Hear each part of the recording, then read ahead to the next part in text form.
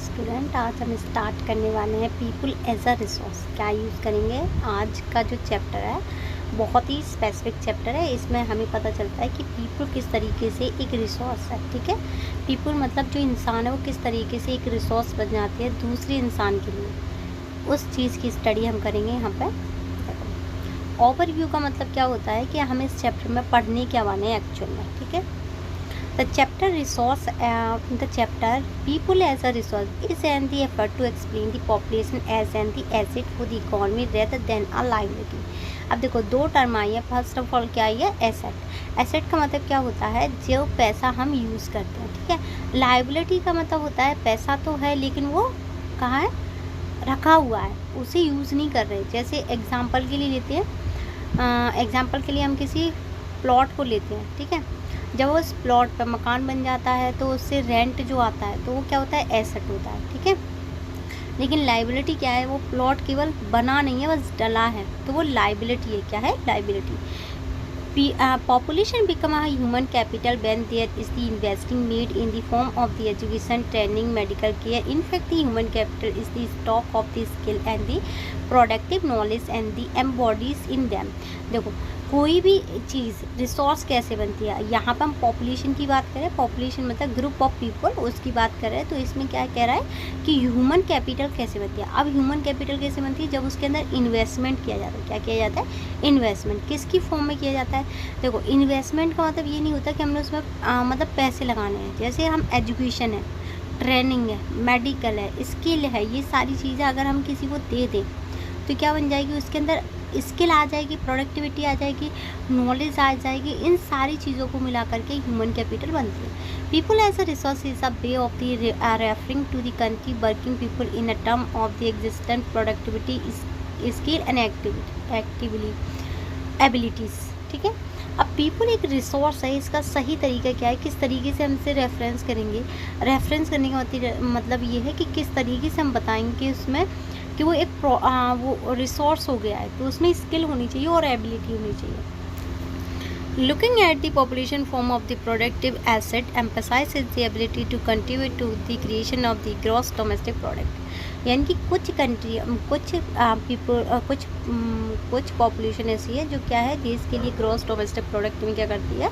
अपना कंट्रीब्यूशन देती है। अब ग्रॉस डोमेस्टिक प्रोडक्शन क्या होता है? ग्रॉस डोमेस्टिक प्रोडक्शन का मतलब होता है पूरे देश में जितनी भी इनकम आई है उसे बोलते हैं ग्रॉस डोमेस्टिक प्रोडक्ट। क्या बोलेंगे? Gross domestic. जितना प्रोडक्शन हुआ है उससे उसकी पॉपुलेशन से डिवाइड देने पे क्या आता है? Gross domestic product. ठीक है, ग्रॉस नेशनल प्रोडक्ट। क्या बोलेंगे उसे? Gross national product. Like other resource, population also refers to the resource, human resource. This is the positive side of a large population that is the often overlooked when we look only at the negative side। यानी कि हम population को negative side से नहीं, positive side से पढ़ेंगे। Consider only the problem of the providing the population with the food, education, access to health facility when the existing human resources is further developed by the becoming more educated and healthy। We call it the human capital formation that add to be the productive power of the country just like the physical capital formation। यानी कि क्या कह रहा है? ये क्या कह रहा है? ये कहना चाह रहा है कि फिजिकल फॉर्मेशन क्या होता है? फिजिकल फॉर्मेशन होता है जब हम किसी में क्या करते हैं, उसे हेल्थ दे दे, एजुकेशन दे दे, स्किल दे दे, तो ये क्या हो गया? फिजिकल कैपिटल फॉर्मेशन की तरह काम करता है। Investment in the human capital through the education, training, medical care and returning just like the investment in the physical capital. जैसे हम फिजिकल कैपिटल में कोई चीज़ इन्वेस्ट करते हैं ना, पैसा इन्वेस्ट करते हैं, वैसे ही हम इंसानों में भी क्या करेंगे? पैसा इन्वेस्ट करेंगे जिससे वो हमें अच्छा रिटर्न दे सके। This can be seen and directly in the form of the higher income earning become of the higher productivity of the more educated और the better trained person as well as the higher productivity of the healthier people. यानी कि देखो जो इंसान स्वस्थ, जिसका अच्छा होता है, जिसकी बॉडी सही से रिस्पॉन्स करती है और वो काम को अच्छे से करता है। देखो इन्होंने बोला कि जो ज़्यादा पढ़े लिखे इंसान होते हैं उनकी प्रोडक्टिविटी ज़्यादा होती है। ठीक है, क्योंकि उनके पास हायर एजुकेशन है तो हायर पोजीशन पे जाते हैं और हायर पोजीशन से हायर अर्निंग भी वो करते हैं। उसी तरीके से अगर कोई इंसान हेल्दी है, क्या है? हेल्दी, तो वो भी क्या करता है? हायर प्रोडक्टिविटी दिखाता है। क्या दिखाएगा? Higher productivity.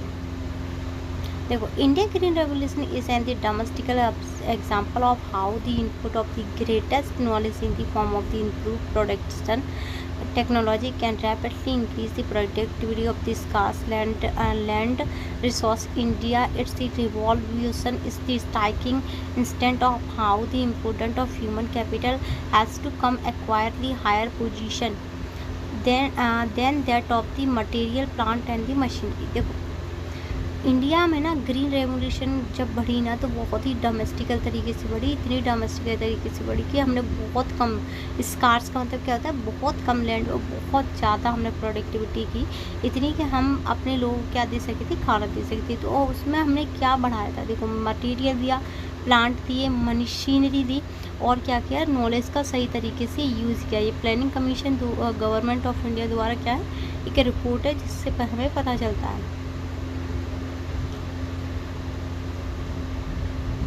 Not only do the more education and the healthier people again the through the higher income society also gain in the other directly way, because the advantage of the more educated or a healthier population spread to those also who themselves are not directly educated or the giving health care. In fact, the human capital is in one superior to the other resource like land and physical capital. Human resource can make use of the land capital. Land capital cannot be become useful on its own. For many decades in India, large population has been considered a liability rather than a asset. देखो, अगर India के perspective में बात करें तो क्या कह सकते हैं कि इंडिया ना बहुत ज़्यादा जो पीपल थी ना उसे लाइबिलिटी माना था, ना कि एसेट माना था। एसेट का मतलब क्या है, प्रोडक्टिव होना चाहिए।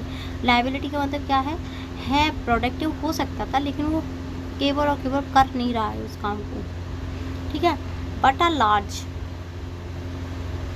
large population need not to be a burden for the economy. It can be the turned into the productive asset. यानी कि ये हमारे ऊपर क्या नहीं होगी, बर्डन यानी कि वजन नहीं बनेगी उसके।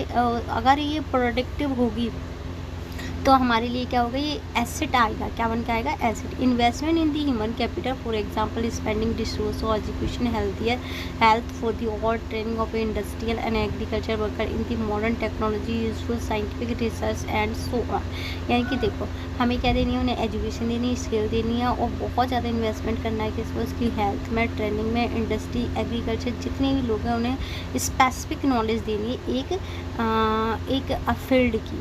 The two following case and they illustrate how the people can try to become a more productive resource. इसमें ना एक स्टोरी दी है, इस स्टोरी में दो लड़कों की कहानी है, ठीक है।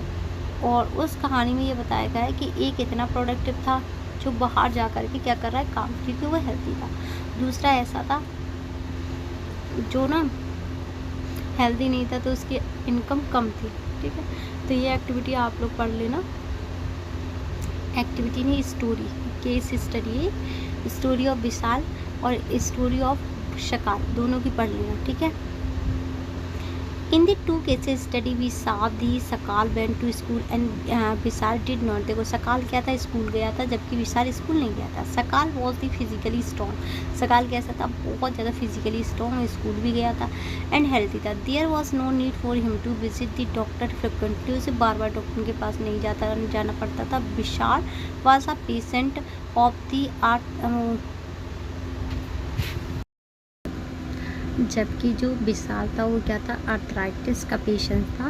सी lack the mean to visit the doctor, उसे बार बार मतलब डॉक्टर के पास वो ही lack the means to visit doctor, वो क्या जाता था, उसे डॉक्टर के पास जाना पड़ता था। सकार require the degree in the computer, सकार ने क्या कर ली थी, एक्वायर कर ली थी डिग्री, किसने, कंप्यूटर साइंस में, ठीक है, computer programmer. Sakal found a job in the private firm where the Vishal continue with the same work as the mother, he needs income like his mother to support a family. अच्छा, इसकी जो income थी वो क्या थी, केवल सपोर्टिंग के लिए थी, मेन इनकम इसकी नहीं थी। In the case of the Sakal, several year of the education added to the quality of the लिवर, this enhance his the total productivity add to growth of the income economy. This is the turn pay an individual through the salary or the sum of other form of his choice. In case of Vishal, there could not be any vision health care. In the early part of life, he spent his life selling fish like his mother. Henceforth, he draw the same salary of the unskilled labor as his mother. Investment in human capital, जैसे उसकी माँ काम करती थी मछली बेचने का, वैसे ही वो भी काम कर रहा था, तो उसके अंदर कोई स्किल नहीं आई थी। इस वजह से उसकी जो इनकम थी वो मेन सोर्स ना होकर के सेकेंडरी सोर्स था, क्या हो, उसकी फैमिली के लिए। Investment in the human resource, investment in the human resource बाइस education and medical care can give the high rate of the return in future. जब भी हम किसी भी इंसान को क्या देते हैं, एजुकेशन देते हैं और अच्छी मेडिकल देते हैं, तो उसे क्या मिलते हैं, ये जो इन्वेस्टमेंट होता है ये हमें फ्यूचर में क्या देता है, रिटर्न देता है। क्या देता है, return. This investment on the people is and the save and the investment in the land and capital, जैसे हम पैसे और किस में इन्वेस्टमेंट करते हैं, ज़मीन में। A child too with the investment made on the her education and health can yield a high return in future in the form of higher earning and great contribution to the society। या तो ये return हमें किस में हो सकता है, society के लिए बहुत बड़ा कंट्रीब्यूशन या अर्निंग अच्छी। Educated parents are found to investment more heavily on the education of their child. This is because they have to realize the importance of education for them। यानी कि वो रियलाइज़ करते हैं कि इस चीज़ में इम्पोर्टेंस ऑफ एजुकेशन का, जो पहले से ज़्यादा पढ़े लिखे पेरेंट्स होते हैं वो। They are also conscious of proper nutrition, यानी कि वो कंसीसियस होते हैं, यानी कि बहुत ही ज़्यादा क्या होते हैं, सजग होते हैं न्यूट्रिशन के लिए, हाइजीन के लिए। They accordingly look after the child need for the education at the school and good health and the virtuously cycle is. ठीक है, वो उनके बच्चों की क्या है, सारी चीज़ों का ध्यान देते हैं। वर्चुअस साइकिल चाहे बचपन से लेकर के लास्ट तक। Create in this case in the context of vicious cycle में भी create by the disadvantage parent, यानी कि विशुअस साइकिल क्रिएट होती है तो क्या होता है, डिसएडवांटेज होती है पेरेंट्स के लिए। वर्चुअस साइकिल होती है तो उसमें क्या होता है, बेनिफिट होता है। Who themself the uneducated and the lacking in the hygiene keep their children in a similar disadvantage. यानी कि अगर हम अपने बच्चों को अच्छी हेल्थ और केयर देंगे तो उसे एडवांटेज होंगे, अगर नहीं देंगे तो डिसएडवांटेज होंगे। अब एग्जांपल लेते हैं, like Japan have the investment in the human resource, they did not have any natural resource. उनके पास कोई भी नेचुरल रिसोर्स नहीं था, तो उन्होंने ह्यूमन रिसोर्स में क्या किया, इन्वेस्टमेंट किया। These country are the developed rich, they import the natural resource need in their the country. How did they become rich developed, they have invested on the people, especially in the field of education and health. These people have made efficient use of other resources like land, capital, efficiency and the technology involved by the people have made these countries rich and developed। हमने किसका example देखा है, हमने Japan का example देखा है, जिसमें बताया गया है कि किस तरीके से उन्होंने अपनी ह्यूमन कैपिटल में इन्वेस्टमेंट किया। Economic activity by the man and women और मैन की क्या देखेंगे, इकोनॉमिक एक्टिविटी देखेंगे। ऐसी एक्टिविटी जिनसे इनकम जनरेट होती है उन्हें बोलते हैं economic activity. Like a Vishal and Sakal people have been engaged in various activity। We saw that Vilas sold fish and the Sakal got a job in the farm। The various activities have been classified into the three main sector। अगर हम activity को देखें तो तीन बड़े सेक्टरों में divide होती है। फर्स्ट होती है प्राइमरी सेक्टर, सेकेंड वो प्राइमरी सेक्टर क्या होता है, एक ऐसा सेक्टर जिसमें हम केवल प्राइमरी एक्टिविटीज़ करते हैं, लाइक फार्मिंग, माइनिंग, इस तरीके के।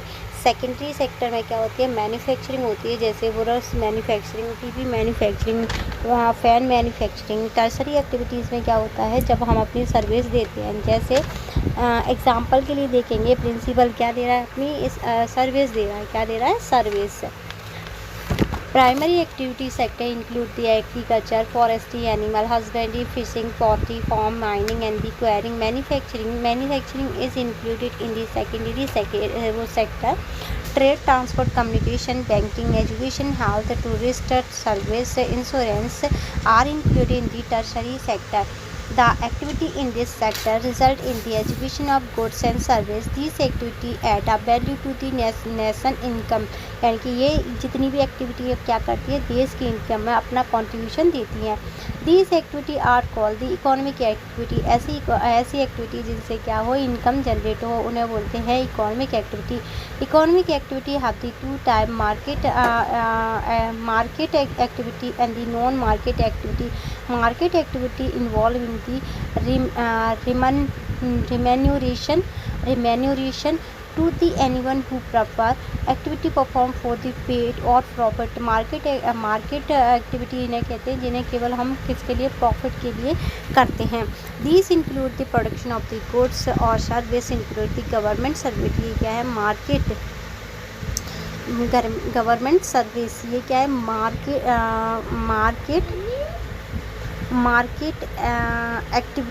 मार्केट एक्टिविटी नहीं है. गवर्नमेंट सर्विस क्या है, नॉन मार्केट एक्टिविटी है.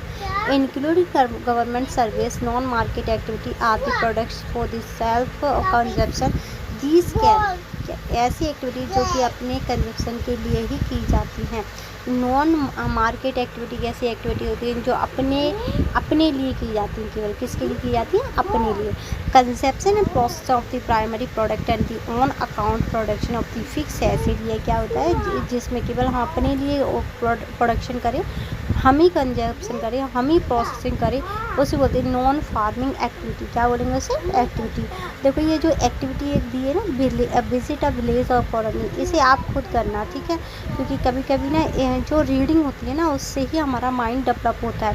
Due to the historical and cultural resource there is a division of the labour between the man and women in a family. Women generally look after का मतलब क्या होता है, देखभाल करना. Domestic chores and the man work in the fields. क्या करती है, जो वुमेन होती है वो घरेलू कामों को करती है. शकाल मदर शीला लुक कुक. जो सकाल की माँ है शीला, वो क्या करती है, खाना बनाती है. क्लीन यूटेंसिल, बर्तन धोती है. वॉश करती है, कपड़ों को क्लीन करती है. हाउस को आफ्टर, वो लुक आफ्टर हर चिल्ड्रन, अपने बच्चों को क्या करती है, देखभाल करती है. सकाल फादर भुट्टा कल्टिवेटेड दी फील्ड. वो क्या करते हैं, जो सकाल के पापा कल्टीवेशन का काम करते हैं फील्ड में, यानी कि खेती में. Sell the production market and the earning money for the family. वो क्या करते हैं, जितनी भी प्रोडक्शन होता है उसके लिए मार्केट जाते हैं. मार्केट में जितनी भी चीज़ें होती हैं उन्हें क्या करते हैं, सेल कर देते हैं. Sila is not paid for the servant deliberate for the upbringing of the family beta और earn money. यानी कि क्या करता है, Sheela is not paid for the service. Sheela को कोई पैसा नहीं दिया जाता, जो काम वो अपनी फैमिली के लिए करती है. जो भुट्टा अर्निंग करता है, जो उनके पति हैं वो अर्निंग करते हैं, ही वो सी वो which he spend on the rearing his family. वो अपनी फैमिली पे ही सारा पैसा खर्च कर देते हैं. Women are not paid for the service delivered in the family. The household work done by the women is not recognise in the national income. जितनी भी वुमेन हमारी कंट्री में काम करती हैं, उनके काम को नेशनल इनकम में कंसीडर नहीं किया जाता, यानी कि उन्हें रिकॉग्नाइज नहीं किया जाता.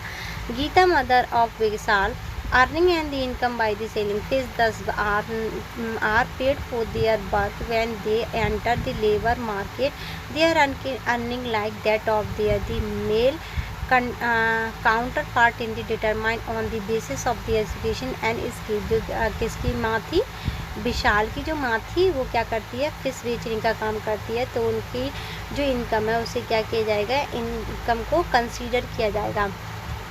जो उनकी स्किल है, जो उनकी एजुकेशन है, उसके बेस पे.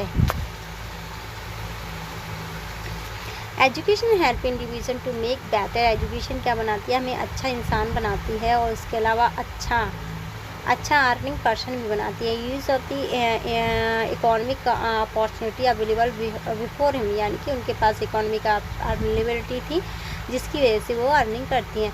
Education and skill are the major determinant of the earning of any individual in the market. A majority of women have the merit से education and low skill formation. यानी कि जो मेन सोर्स नहीं होता income का, ये कह सकते हैं सबऑर्डिनेट में काम करते हैं किसी भी मतलब मेन सोर्स नहीं होता उनकी इनकम का। स्किल भी उनके अंदर कम फॉर्मेशन होती है। Women are paid for the low compared to the man. Most women, ज़्यादातर वुमेन को क्या दिया जाता है, मैन के अकॉर्डिंग कम पैसे पे किए जाते हैं सैलरी में। Most women work where the job security is not there, यानी कि ज़्यादातर लेडीज़ वहाँ काम करती हैं जहाँ पे जॉब सिक्योरिटी एक्चुअल में है ही नहीं।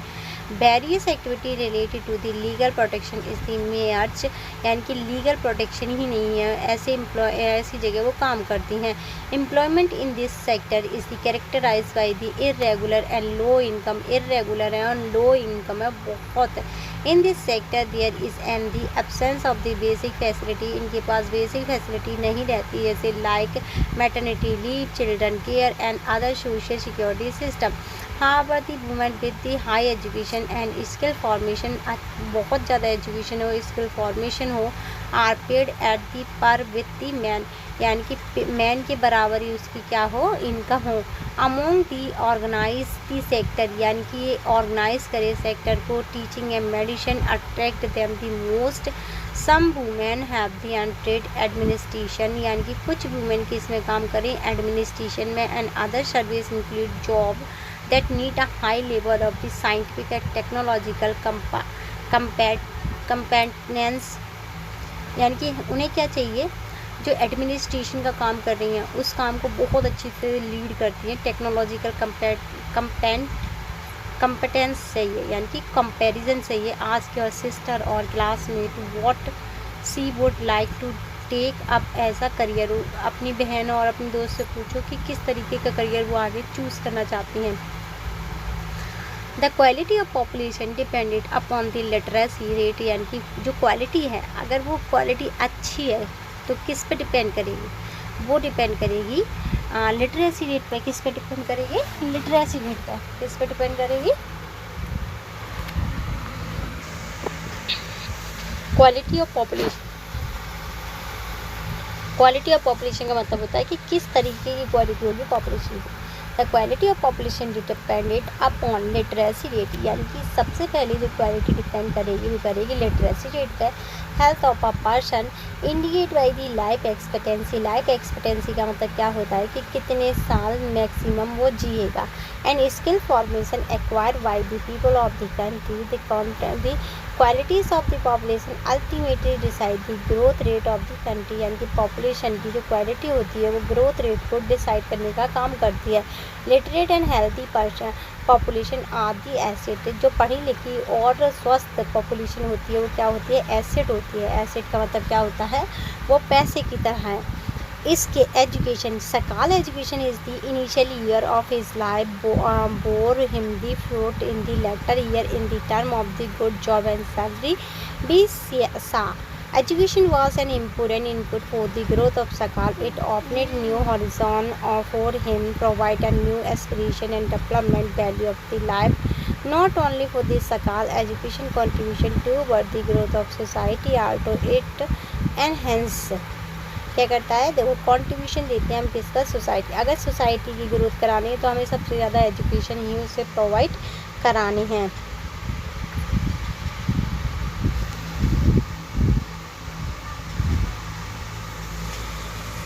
National income, cultural richness and the increase the efficiency of the governance there is and the provision made for the providing universal access, यानी कि सभी को मिले retention and quality elementary education with a specific emphasis on the girl. जो girl child है ना उसे सबसे ज़्यादा एलिमेंट्री एजुकेशन देनी चाहिए। There is and the in establishment of the pace setting of the school like the Navodaya Vidyalaya in each district. Vocation stream have been, vocational stream का मतलब क्या होता है, अलग से कोई एडिशनल स्किल सिखाना या अलग से कोई कुछ सिखाना। To the equipped large number of high school student with the occupation relate to the knowledge and skill. The plan outlay on the education has increased from the 151 crore in the first plan to the first plan to 99,300 crore in 2020 and 21, Expenditure on the education and the percentage of the GDP rose from the 0.64% in 1951 and 52, 3.1 in 2019 and 20, and they has returned stagnant around 3% from the past few year। यानी कि 3% क्या हुई, stagnant होगी। Stagnant का मतलब होता है ना तो बढ़ी ना घटी, उसे बोलते हैं स्टेगनेंट। क्या बोलेंगे उसे, स्टेगनेंट। द बजटरी एस्टीमेट, अगर बजटरी एस्टीमेट की बात करें, किसकी बात करें, बजटरी एस्टीमेट की बात। As the state in the budget document of the Union State Government, Reserve Bank of India, expenditure of the education as the percentage of total GDP has declined 2.8 in 2020 and 21. The literacy rate have been increased the 1951 में कितनी थी, 18%, 85% in 2018. Literacy is not only a right, it is also need if the children are to be perform their duties and enjoy their right properly। ये हमारी right नहीं है केवल education, education हमारी क्या है, ज़रूरत है। क्या है, ज़रूरत। However, a vast difference in the notice across the different section of the population. Literacy among male is nearly 61 point higher than the female, and it is about the 40.2 higher in the urban areas compared to the rural area. As per 2011 census, literacy rate vary from 94 in the Kerala, 62 in Bihar। Very का मतलब होता है अलग अलग, ठीक है। जैसे केरला में 94 है, बिहार में 62% है। ये 2011 का डाटा बताता है। The primary education system first to fifth has the expenditure से बढ़ाया गया 7,78,842 लैख कर दिया गया। और 2019 से लेकर के 20 तक unfortunately the huge expansion of the school has been diluted by, ये क्या था, बहुत बड़ी मात्रा में बढ़े, क्या स्कूल बढ़े, क्या बढ़े, school. The poor qualities of school, ये क्या थी, पुअर क्वालिटी होगी स्कूल की। एंड हाई ड्रॉप आउट, यानी कि बहुत ज़्यादा बच्चों ने क्या है, स्कूल छोड़े। Samagra Shiksha is and the significant step for the school education sector extending from the pre school to the class 12 with the broader goal and the improving school effectiveness measured in the term of the equal opportunity for the school and equitable learning outcome. The scheme envisages a school as the continuum from the school, primary, middle to secondary level and attempt to ensure inclusive का मतलब होता है सारी class, जो first से लेकर के कितने 12th तक सारी क्लासों को इंक्लूड करके हमने क्या किया है, ज़्यादातर जो बीच में मिड में जो बच्चे छोड़ रहे थे एनरोलमेंट से या स्कूल छोड़ रहे थे, उससे रोका गया। क्या रोका गया, उससे रोका गया। समग्र शिक्षा अभियान क्या था, एक प्रोग्राम था जिसे सरकार लेके आई, जिससे कि क्वालिटी बढ़े एजुकेशन की, प्लस जो एडमिशन रेट है वो ज़्यादा हो और जो क्वालिटी अच्छी हो जाए। And the equitable equality education from the pre school to secondary stage to in the according with the sustainable development goal. Sustainable development goal कितने हैं, 17, कितने हैं, 17। Midday meal scheme has been implemented to encourage attendance and the retention of the children and improve their nutritional status. These policy could add to the literacy population of India। देखो, जैसे mid day meal scheme जो implement की गई थी तो उससे क्या हुआ, जो लिटरेसी रेट थी वो ज़्यादा बढ़ी, अटेम्प्ट जो थे बच्चों के स्कूल में वो ज़्यादा बढ़े। द ग्रॉस एनरोलमेंट रेशियो जो था वो इंक्रीज़ हुआ, higher education in the age of 18 to 23, 27 to 27 in 2021, 20 and 20, which is would be the broadly in line with the world।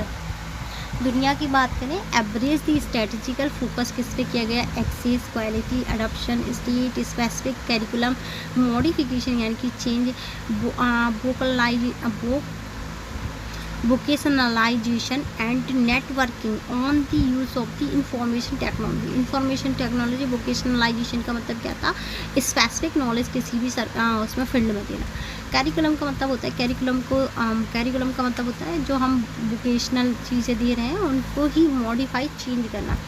There is and the also focus of the distance education, convergence of the formal, non-formal distance and IT education in institution. देखो, number of institution of higher education का मतलब क्या होता है, जो 12th के बाद जो एजुकेशन लेते हैं। एनरोलमेंट एंड फैसिलिटी का मतलब होता है जो प्रोफेसर वगैरह होते हैं उनको बोलते हैं। देखो, नंबर ऑफ एंड कॉलेज क्या था, नंबर ऑफ कॉलेज इतने हैं, यूनिवर्सिटी इतनी है, स्टूडेंट इतने हैं, और टीचिंग इन प्रोफेशनल यानी कि ये इतने हैं। ठीक है, इसमें से एक बता रहे हैं। जैसे 2022 और 23 की बात करें तो नंबर ऑफ़ कॉलेज कितने थे हमारे पास, 47,844 यानी कि 47,844। ये क्या थे, कॉलेज थे। ठीक है, नंबर ऑफ़ यूनिवर्सिटी कितनी थी, 1085 2023 में। स्टूडेंट कितने थे हमारे पास, स्टूडेंट थे 41 करोड़ 84 लाख 3,000। कितने थे हमारे पास, देखो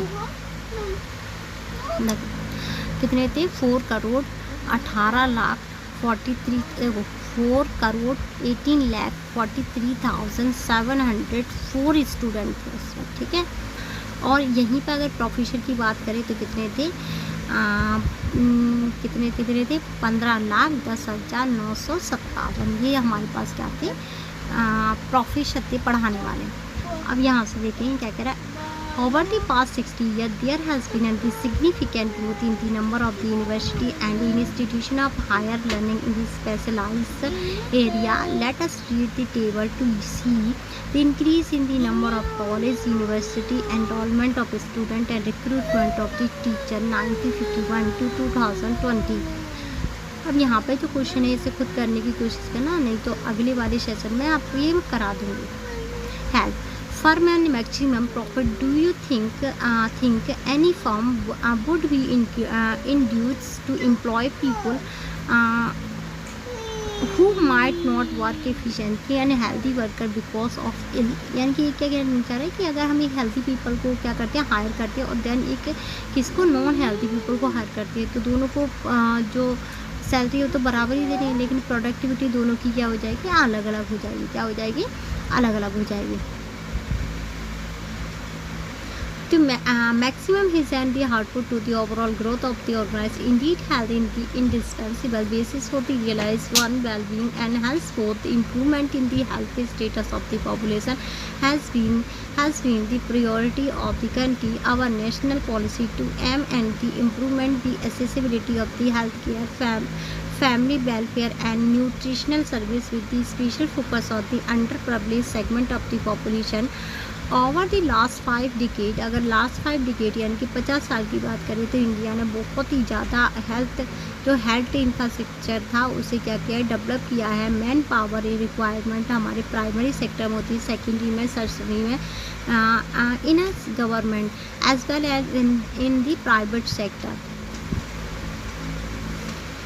These measures which have been adopted have increased the life expectancy। जो लाइफ एक्सपेक्टेंसी थी वो कितनी हो गई है, 67.2 इन दी 2011। Infant mortality rate, infant mortality rate का मतलब होता है जो 1 साल से छोटी उम्र के जो बच्चे होते हैं उनके मरने की रेट हैज़ कम डाउन। ये क्या हो गई, कम हो गई 1947 इन 1952 इन 28 2020 में, यानी कि 1000 बच्चों में से अब केवल 28 बच्चे ही ख़त्म होते हैं। इन्फेंट मोर्टेलिटी रेट उसे कहते हैं जो 1 साल से छोटा बच्चा होता है। Crude birth rate has been adopt, यानी कि क्या होगी, क्या ड्रॉप्ड यानी कि रुक गई। And death rate to be 6 within the same duration of the time. Increase the life expectancy and improvement in the children care are useful in the assessing the future progress of the country. Increase in the longevity of life in an indicator of the good quality of life marked by the self-confident reduction in the infant mortality. Improve the protection of the children from the infection, ensuring the nutrition of the both mother and child care। देखो जो कहती है infant mortality rate, उसमें क्या है, rate क्या है, कम हो गई है। रीज़न क्या है, अच्छी जो माँ को बच्चे को खाना अलग से सरकार देती है, उस चीज़ से बहुत ज़्यादा इम्प्रूव हो गई है। National health proper 2021-22 has the development report UNDP government in the office of registrar general census and commission India. Question है, आप खुद करने की कोशिश करना, नहीं कर पाए तो मैसेज कर देना। देखो यहाँ पे भी क्या दिखाया पता है, यहाँ पे दिखाया गया है कि जैसे डिस्पेंसरी और हॉस्पिटल है कितने थे, ठीक है। देखो क्या है, हायर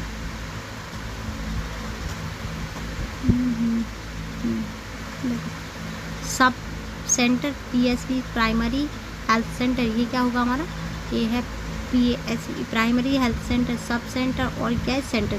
तो ये क्या है, केवल हॉस्पिटल वगैरह की जानकारियाँ, बेड कितने हैं, डॉक्टर कितने हैं, नर्सेस कितनी हैं, ये चीज़ें यहाँ पे दी गई हैं, ठीक है। There are many place in India do not have these basic facilities, जो बेसिक फैसिलिटीज़ होती हैं। There are only the 542 medical college in the country and 313 dental college just for the state like Andhra Pradesh, Karnataka, Maharashtra and Tamil Nadu have the maximum number of the medical college.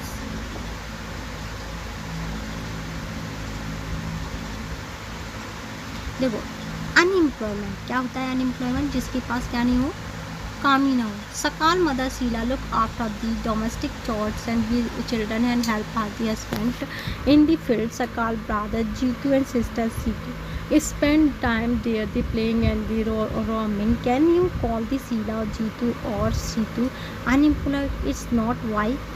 Underemployed is the said to exist when the people who are the willing to work and the going base cannot be find job. Sheila is not the interested in the working outside. देखो under employment का मतलब क्या होता है, जब कोई एक इंसान उस जगह पर काम कर रहा है और उसके साथ 2 इंसान और लगे हैं जबकि उसके काम की ज़रूरत ही नहीं है, उसे बोलते हैं अंडर एम्प्लॉयमेंट। क्या बोलते हैं उसे, अनएम्प्लॉय। अच्छा अनएम्प्लॉयमेंट का मतलब क्या होता है, सॉरी मैंने आपको ना अंडर एम्प्लॉयमेंट की मीनिंग बता दी थी। यहाँ पे अनएम्प्लॉयमेंट का मतलब क्या होता है, जो इंसान विलिंगनेस हो काम करने के लिए, क्या हो, विलिंगनेस हो, क्या हो, विलिंगनेस, इच्छा रखता हो। Domestic dominance, Jeetu and Situ are the small to be the count in the job for the population. Neither Neetu and Situ and Sheila can be the count as the unemployment. हम इन्हें किस में count कर सकते हैं, unemployment में count कर सकते हैं। The work force population include the people 15 to 59 years. सकाल ब्रादर, जो वर्किंग पॉपुलेशन है वो क्या है, 15 से 59 के बीच में है। Brother and sister do not fall with in his age, इस एज में नहीं आते, इस एज ग्रुप में नहीं आते, तो इन्हें क्या बोलेंगे, अनएम्प्लॉयड। क्या बोलेंगे, unemployed. Sakal mother Sheela work for the family, उसकी माँ जो है वो किसके लिए काम करती है, फैमिली के लिए। She is not the willing to work outside her domestic dominance for the payment. She too can not be the call unemployment. Sakal grandfather, जो सकाल के ग्रैंड फादर हैं, can not be call unemployment, यानी कि उन्हें क्या नहीं बोला जा सकता, कि उन्हें अनएम्प्लॉयमेंट नहीं बोला जा सकता। In case of the India we have the unemployment, क्या है, unemployment in rural and urban area. However the nature of the unemployment differ in the rural and rural area में इस तरीके से देखा जाता है कि अनएम्प्लॉयमेंट के केसेस होते हैं। देखो सीजनल एम्प्लॉयमेंट क्या होता है, जो केवल एक सीज़न के लिए टाइम मिलता है, उसे बोलते हैं सीजनल एम्प्लॉयमेंट। जैसे एग्जांपल के लिए एसी का, जैसे एसी का वर्क है, ये क्या है, सीजनल वर्क कह सकते हैं। डिस्टिंग्विश अनएम्प्लॉयमेंट भी इसी को कहते हैं। जैसे हम कर रहे हैं काम लेकिन सही प्रॉपर 12 मंथ हमें काम नहीं मिल रहा। Urban area have the mostly educated unemployment, urban area में कैसे मिलते हैं, पढ़े लिखे लोग अनएम्प्लॉय मिलते हैं। Seasonal unemployment happen when the people are not able to find job during the some month of the year. People dependent upon the agriculture usually face such as kind of problem. There are the certain busy season where the sowing, harvesting, breeding and threading or threshing is done.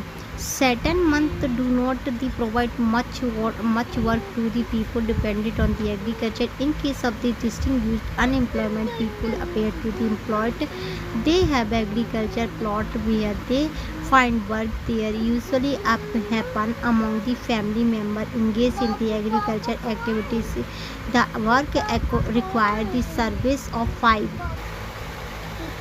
Last term है distinguish या seasonal distinguish unemployment का मतलब क्या होता है, जब 2 लोगों की ज़रूरत थी लेकिन 5 लोग उस जगह पे काम कर रहे थे, उसे बोलते हैं डिस्टिंग्विश अनएम्प्लॉयमेंट। सीजनल एम्प्लॉयमेंट का मतलब क्या होता है, केवल एक सीज़न में ही काम मिलेगा, उसे बोलेंगे seasonal employment. Seasonal unemployment happen when the people are not able to find job during the some month of the year. People dependent upon the agriculture usually face the such kind of problem. These are the certain busy season when the sowing, harvesting, weeding, threshing is done. Certain months do not have provide the much work to be the people dependent on the agriculture. In the case of distinguished unemployment, people appear to employed. ऐसा लगता है कि इस काम में वो क्या है, एम्प्लॉयड है, जबकि एक्चुअल में काम है ही नहीं। They have agriculture plot where they find the work this usually happen among the family members engage in the agriculture activities. The work required had the service for the 5 people were engaged there. The 8 people, the 3 people are extra. These 3 people are who also work in the same plot as the other. The contribution made by the 3 extra people does not add to the contribution made by the 5 people. If 3 people are removed there, the productivity of the field we note decline, यानी कि देखो अगर वो 3 लोग काम भी नहीं करेंगे तब भी तो काम होगा, लेकिन वो 3 लोग एक्स्ट्रा जो लगे हैं वो क्या लग रहे हैं कि ये सी बोलते हैं distinguish employment. The field require the service of the 5 people and the extra 3 people are the distinguish unemployment. In case of the urban area education unemployment has become a common, यानी कि अगर शहरी क्षेत्रों की बात करें तो यहाँ पर अनएम्प्लॉयमेंट होना जाहिर सी बात है, जिनके पास higher education. Many youth with the matriculation, graduation and post-graduation degree are not able to find a job study, and so that the unemployment of the graduate and post-graduates had increased faster than among matriculate, यानी कि 12th class बच्चा पास कर रहा है तो उसे job मिल जाएगी, जो ग्रेजुएट और पोस्ट ग्रेजुएट है उससे जॉब मिलने में बहुत ज़्यादा दिक्कत होती है। The paradoxical manpower situation is the business of the surplus of the manpower is the second category coexist with the shortage of the manpower in the other। अच्छा, इस पूरी चीज़ में ये बताया गया है कि हमारे जितनी भी यूथ है उनके पास टेक्नोलॉजिकल वो स्किल नहीं है, ठीक है, या टेक्नोलॉजिकल फील्ड में नॉलेज नहीं है, उनके पास केवल डिग्रियाँ हैं। डिग्रियों में क्या है, थ्योरीज, और थ्योरीज कहीं पे काम नहीं आती, काम तो करना ही पड़ेगा किसी ना किसी फील्ड में जाकर के, तो उनकी जो क्वालिफ़िकेशन है उस जॉब के साथ मैच नहीं होती। इस वजह से ग्रेजुएट और पोस्ट ग्रेजुएट लोग क्या है बहुत ज़्यादा अनएम्प्लॉयमेंट रहती है शहरों में। और एक और बात है, जितनी भी कॉलेज या यूनिवर्सिटी जो डिग्रियां कराती हैं उनके हिसाब से जॉब जनरेट नहीं कर पाती सरकार या प्राइवेट सेक्टर, इस वजह से भी क्या आती है, दिक्कत आती है एम्प्लॉयमेंट में, ठीक है।